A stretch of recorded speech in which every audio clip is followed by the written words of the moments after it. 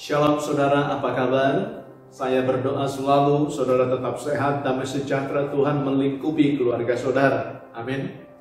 Saudara, biasanya kita kumpul bersama dengan keluarga hanya beberapa jam dalam satu hari, ya. Tapi ini sepanjang waktu, ya, sepanjang hari, sepanjang minggu, dan akan mungkin berbulan-bulan kita berkumpul bersama-sama dengan suami kita, istri kita, anak-anak kita, bahkan mungkin mertua kita. Kita harus tetap jaga hati kita, jaga perkataan kita, ya.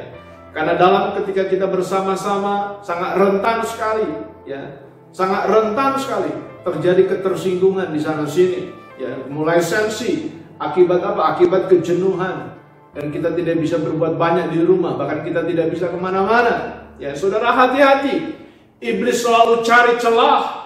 Bagaimana caranya? Dia mencuri damai sejahtera yang ada dalam keluarga saudara. Ya, kita harus tetap menjaga kesatuan keluarga kita supaya damai sejahteranya melingkupi keluarga kita. Saudara, mari sebelum kita dengar firman Tuhan, kita mau berdoa bersama-sama. Kita mau tundukkan kepala. Bapa di surga, kami bersyukur buat pagi hari ini. Karena Engkau telah memberkati kami semua, dan kami percaya Roh Kudus hadir dalam hati kami, dalam rumah kami, dalam keluarga kami.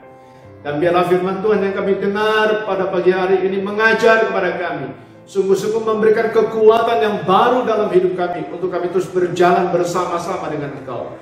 Urapi hamba-Mu, urapi setiap kami yang mendengar, sehingga segala sesuatu yang ditaburkan bertumbuh, berakar, berbuah, dan bagi kemuliaan Tuhan. Terima kasih Bapa, dalam nama-Mu Tuhan Yesus kami bersyukur dan berdoa. Amin. Saudara, mari kita buka Alkitab kita dan membacanya bersama-sama dalam Yakobus 5 ayat 7-11. Bersabar dalam penderitaan. Karena itu saudara-saudara, bersabarlah sampai kepada kedatangan Tuhan. Sesungguhnya petani menantikan hasil yang berharga dari tanahnya, dan ia sabar sampai telah turun hujan musim gugur dan hujan musim semi. Kamu juga harus bersabar dan harus meneguhkan hatimu, karena kedatangan Tuhan sudah dekat. Saudara-saudara, janganlah kamu bersungut-sungut dan saling mempersalahkan, supaya kamu jangan dihukum. Sesungguhnya hakim telah berdiri di ambang pintu. Saudara-saudara, turutilah teladan penderitaan dan kesabaran para nabi yang telah berbicara demi nama Tuhan. Sesungguhnya kami menyebut mereka berbahagia, yaitu mereka yang telah bertekun. Kamu telah mendengar tentang ketekunan Ayub, dan kamu telah tahu apa yang pada akhirnya disediakan Tuhan baginya. Karena Tuhan Maha Penyayang dan penuh belas kasihan. Saudara, beberapa hari yang lalu ada kenalan saya, dia tanya kepada saya, dia katakan, sampai kapan ya masalah corona ini akan selesai? Saya sudah tidak dagang lagi, saya sudah tidak usaha lagi kok. Dia katakan bahwa stok barang yang ada di tokonya itu banyak sekali, dan stok barang yang ada di rumahnya itu juga banyak sekali. Jadi dia bingung, dia mau jualnya bagaimana. Nah, saudara, saya bilang sama dia, saya tidak tahu. Ya, saya tidak tahu sampai kapan masalah ini akan selesai. Saya hanya katakan bersabarlah. Seperti yang firman Tuhan kita baca tadi dalam Yakobus 5 ayat 7. Dikatakan, karena itu saudara-saudara bersabarlah sampai kedatangan Tuhan. Artinya kita tidak akan pernah tahu sampai kapan masalah yang kita hadapi ini berlalu, perekonomian bangsa kita ini dipulihkan. Saudara, ini saatnya kita mulai berhenti bertanya, kapan ini akan selesai? Tetapi yang harus menjadi pertanyaan kita adalah, apakah kita siap? Ya. Apakah saudara siap? Ya. Jika masalah yang kita hadapi ini sampai Tuhan Yesus datang kembali. Ini yang harusnya menjadi pertanyaan kita. Ya. Nah, supaya apa? Supaya kita sungguh-sungguh, ya, disadarkan. Kita sungguh-sungguh dalam kondisi seperti ini memperhatikan bagaimana cara kita menjalani hidup ini. Sehingga kita mau sungguh-sungguh tetap setia, kita bertahan sampai Tuhan Yesus datang kedua kali. Saudara, yang saya tahu pasti, ya, bahwa selama kita masih hidup Masalah itu pasti ada, penderitaan itu pasti ada. Kita tidak bisa melarang masalah itu datang, penderitaan itu datang, tapi kita bisa menjadikan masalah itu bukan menjadi masalah. Sekalipun itu ada di depan kita maupun di dalam hidup kita. Saudara, 5 tahun sudah berjalan bagaimana Tuhan mengajar hidup saya. Tuhan mendidik saya. Supaya 2 ring yang terpasang dalam tubuh ini jangan dijadikan masalah. Supaya apa? Supaya segala sesuatu yang Tuhan mau saya tetap bisa melakukannya. Supaya yang Tuhan suruh, supaya saya tetap bisa mengerjakannya. Karena kalau saya menjadikan penyakit saya ini masalah, akhirnya saya hanya akan mengasihani diri sendiri, ya, menjadi lemah dan bisa menyusahkan banyak orang. Syukuri aja. Saya belajar mensyukuri, saya belajar terus tetap menjalani dari hari ke hari, sekalipun terkadang saya harus masuk IGD. Dan saya percaya Tuhan punya maksud tersendiri ketika saya menghadapi masalah seperti ini. Semua masalah itu tergantung bagaimana cara kita memandangnya, ya, sehingga kita tahu cara bagaimana mengatasinya. Selama masalah itu menguasai hidup kita, maka selamanya kita akan menjadi orang yang bermasalah. Ya. Tetapi kalau saudara sanggup menguasai masalah saudara, kalau kita belajar bagaimana kita bisa mengatasi masalah kita, maka percayalah, kasih Allah, ya, itu akan memberikan kekuatan. Kasih Allah akan memberikan pertolongan. Kasih Allah akan memberikan kemampuan kepada kita untuk mengatasi masalah dan penderitaan yang kita hadapi. Nah, saudara, mengapa saya katakan demikian? Ya, karena firman Tuhan katakan tidak ada satupun yang dapat memisahkan kita, ya, sekali lagi, yang dapat memisahkan kita dari kasih Allah, dari kasih Kristus Tuhan dan Raja kita. Jadi begitu luar biasanya Allah yang kita sembah. Ya, Roma 8 ayat 35, 38 dan 39 ditulis di sana. Ya, dikatakan apa? Dikatakan, siapakah yang akan memisahkan kita dari kasih Kristus? Penindasan, atau kesesakan, atau penganiayaan, atau kelaparan, atau ketelanjangan, atau bahaya, atau pedang.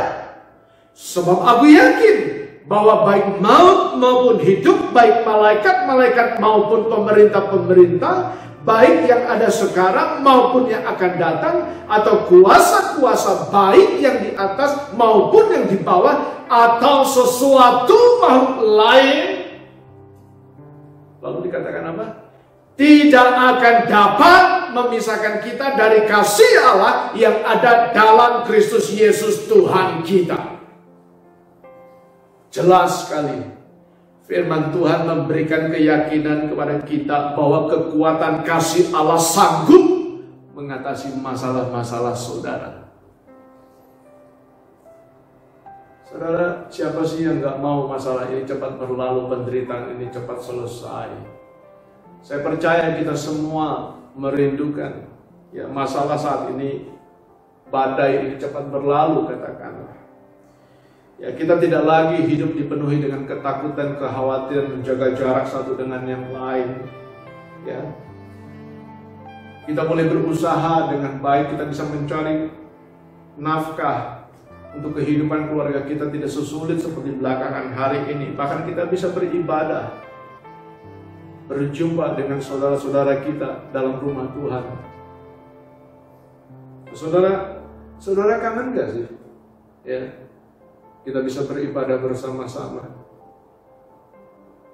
Saya percaya kita semua memiliki kerinduan yang sama untuk kita bisa saling bersekutu, memuji Tuhan, menyembah Tuhan.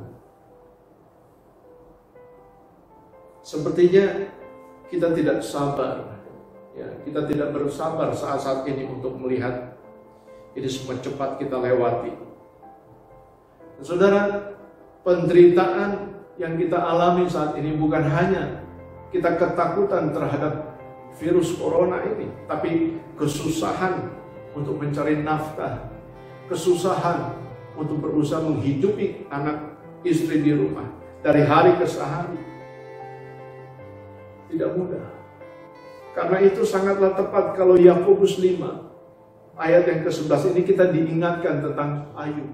Ayub telah menjadi teladan buat kita dalam mengatasi masalah dan penderitaan.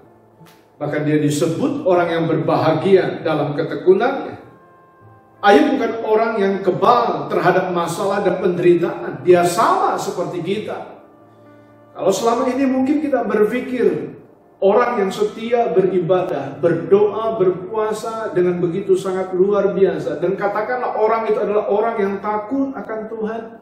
Tidak akan mengalami penderitaan. Dijauhkan Tuhan dari masalah dan penderitaan rasanya tidak tepat. Ya. Rasanya tidak tepat. Dan mengapa saya katakan demikian? Bukankah Ayub dalam kitab Ayub pasal 1 ayat 1 ditulis di sana? Ayub adalah orang yang saleh dan jujur, bahkan ia takut akan Allah. Tapi Ayub tetap menderita, bukan? Dia tetap mengalami penderitaan kesakitan, kehilangan keluarganya dan semua miliknya. Dia mengalami penderitaan yang cukup hebat.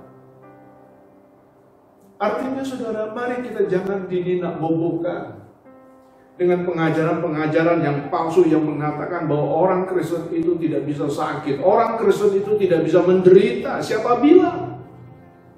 Setiap kita bisa mengalami segala sesuatu yang terjadi di atas muka bumi ini.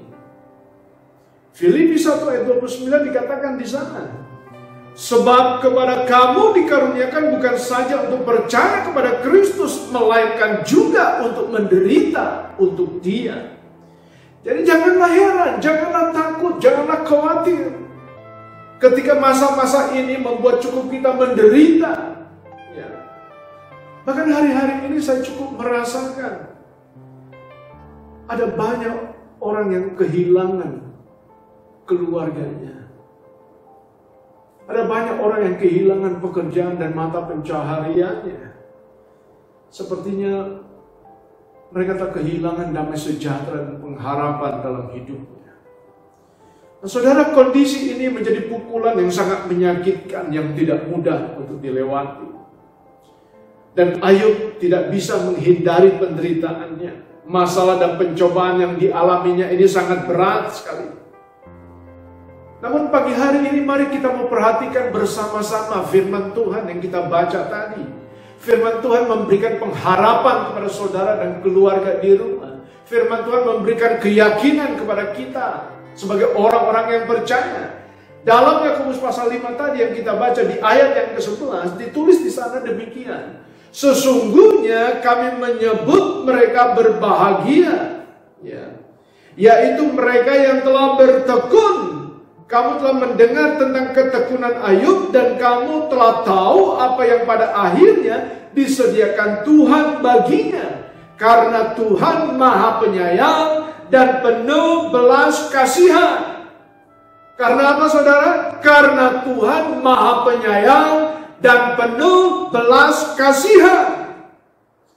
Itulah juga sebabnya Daniel berdoa kepada Tuhan, Daniel memohon kepada Tuhan supaya belas kasihan Tuhan memulihkan kota Yerusalem.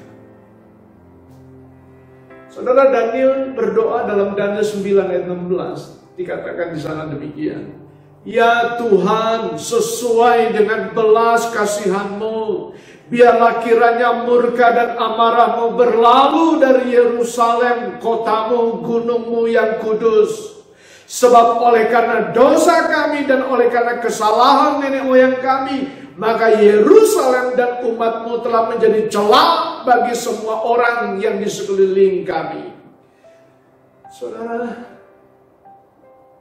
demikianlah hendaknya kita berdoa memohon belas kasihan kepada Tuhan sampai Bapa tidak dapat lagi menahan hatinya untuk memulihkan Indonesia ini.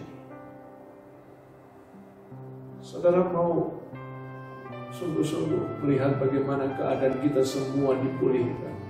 Mari kita mau berdoa kepada Tuhan, supaya hati Bapa di sorga tergerak, terketuk, dan Dia menyatakan bagaimana belas kasihannya.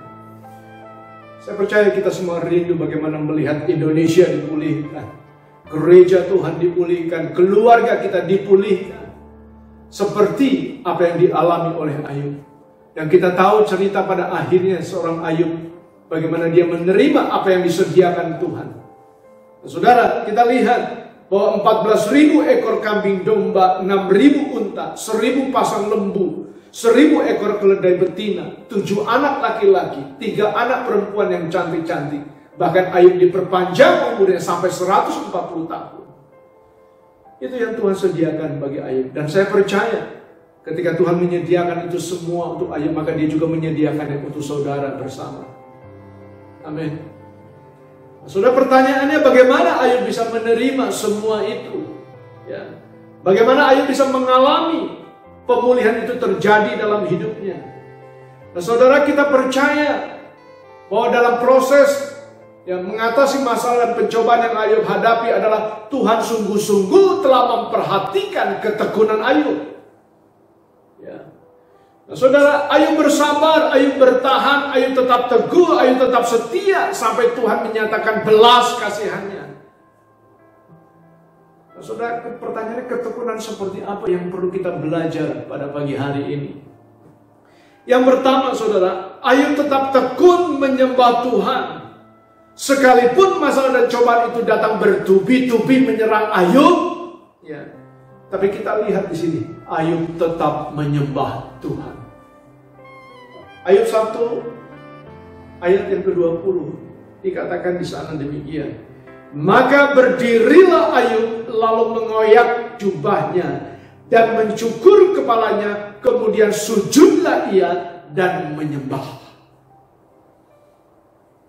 Itu yang dilakukan oleh Ayub dalam keadaan menghadapi masalah yang sangat berat.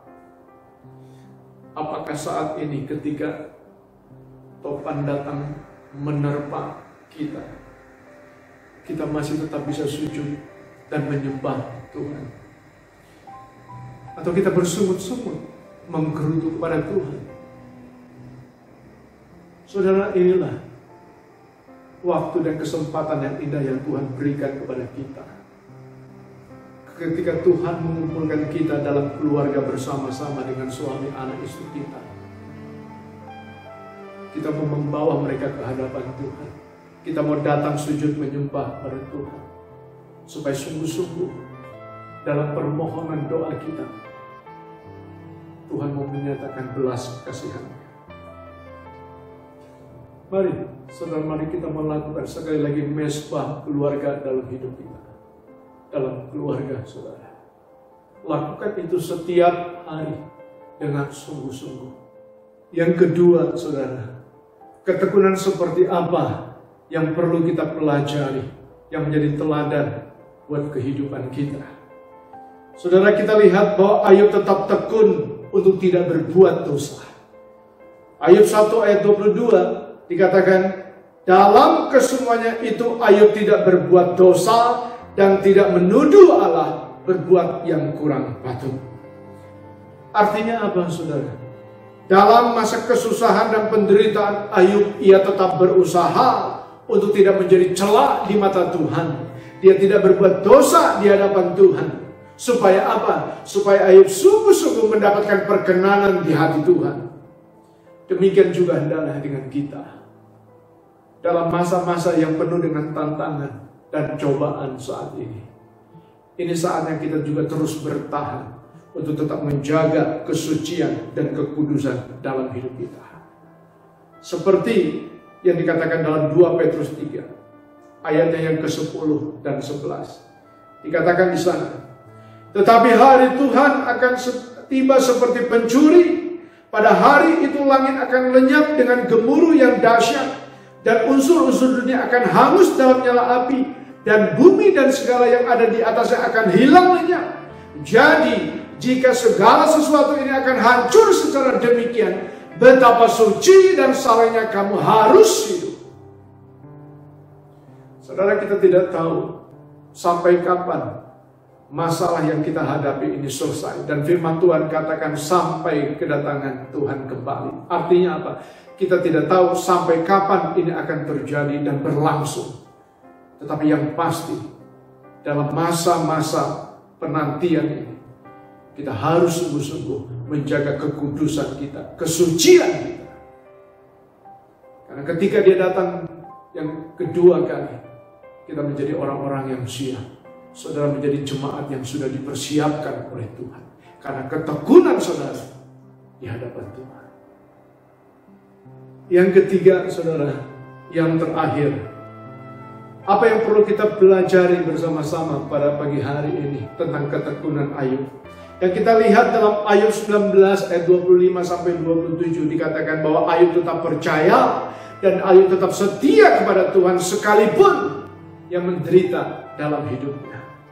Dikatakan di sana, tetapi aku tahu penebusku hidup. Ya, dikatakan penebusku hidup dan akhirnya ia akan bangkit di atas debu. Juga sesudah kulit tubuhku sangat rusak, tanpa dagingku pun aku akan melihat Allah. Yang aku sendiri akan melihat memihak kepadaku, mataku sendiri menyaksikannya dan bukan orang lain. Hati sanubariku merana karena rindu. Betapa luar biasanya bagaimana keyakinan, iman, percaya, kesetiaan Ayub kepada Tuhan. Dia terus tetap bertekun. Dia menyaksikan sendiri bahwa sungguh Allah yang dia sembah di dalam nama Yesus Kristus, Allah Abraham, Ishak dan Yakub, adalah Allah yang hidup, yang sanggup memulihkan keadaannya. Bagaimana dengan kita? Ya. Ini baru kita berjalan selama 2-3 minggu. Ya. Masih tetapkah saudara sungguh-sungguh percaya kepada Tuhan? Masih tetapkah saudara sungguh-sungguh setia kepada Tuhan? Di hari-hari ini kita dianjurkan untuk terus kita baca firman Tuhan. Kita sungguh-sungguh berdoa bersama-sama. Apakah kita lakukan itu dalam keluarga kita? Saudara, saya berdoa supaya jemaat kita, seluruh jemaat yang dikasihi oleh Tuhan, kita akan mengakhiri pertandingan ini bersama-sama di dalam kemenangan sampai selesai. Ya. Dan saya percaya apa yang Tuhan sediakan bagi kita, kita akan menikmatinya di dalam sukacita, di dalam kemenangan bersama dengan Tuhan. Saudara tetap tekun, ya, tetap tekun menyembah Tuhan. Tetap tekun untuk terus menjaga hidup di dalam kekudusan. Tetap tekun untuk terus hidup di dalam iman dan kepercayaan dan kesetiaan kepada Tuhan. Sehingga sungguh-sungguh saudara disebut sebagai orang-orang yang berbahagia. Tuhan Yesus memberkati saudara pada pagi hari ini. Dan kita terus tetap berdoa dengan sungguh-sungguh kepada Tuhan, supaya kasih setia dan anugerahnya melingkupi kita bersama. Mari kita berdoa. Bapa di surga, kami bersyukur untuk pagi hari ini karena Engkau telah memberkati setiap umat-Mu. Kami percaya Engkau akan terus memberkati kesehatan setiap kekasih-kekasih-Mu di rumah, dalam keluarga kami. Kami percaya Engkau akan menyediakan setiap apa yang menjadi kebutuhan kami, keperluan kami. Sebab Engkau Allah yang tidak pernah meninggalkan anak-anak-Mu. Penyertaan kasih setia-Mu terus berlaku dalam hidup kami. Kami berdoa Tuhan untuk pagi hari ini bagi bangsa dan negeri kami. Kami berseru kepada-Mu Tuhan, biarlah belas kasihan dan kuasa-Mu Engkau boleh nyatakan bagi negeri yang kami cintai ini, Indonesia. Sehingga kami melihat bagaimana Indonesia dipulihkan oleh karena kasih dan kuasa-Mu. Terima kasih Tuhan, terima kasih. Terpujilah nama-Mu selama-lamanya. Di dalam nama Tuhan Yesus Kristus kami bersyukur dan kami berdoa. Haleluya. Amin. Selamat siang saudara. Sampai berjumpa pada ibadah online berikutnya. Tuhan Yesus memberkati. Shalom.